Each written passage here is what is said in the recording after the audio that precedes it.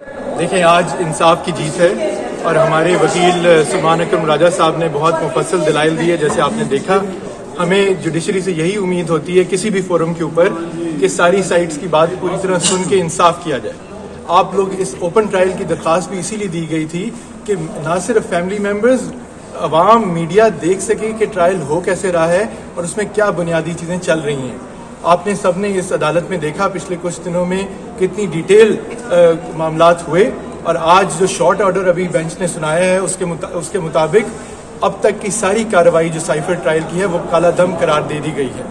ये बहुत बड़ी खबर है और हमारे इससे अदलिया के अंदर और इंसाफ की पाकिस्तान में पासदारी के ऊपर एतबार भी बढ़ता है और ये पाकिस्तानी अवाम के लिए जीत है। ये सिर्फ इमरान खान की या शाह महमूद कुरैशी की एक ट्रायल में जीत नहीं है या कामयाबी नहीं है, बल्कि इंसाफ की जीत है। जज साहब ने, फाजिल जज साहब ने ऑडियो शॉर्ट ऑर्डर सुनाते हुए ये बड़ा क्लियरली कहा कि ना सिर्फ जो इनिशियल नोटिफिकेशंस थे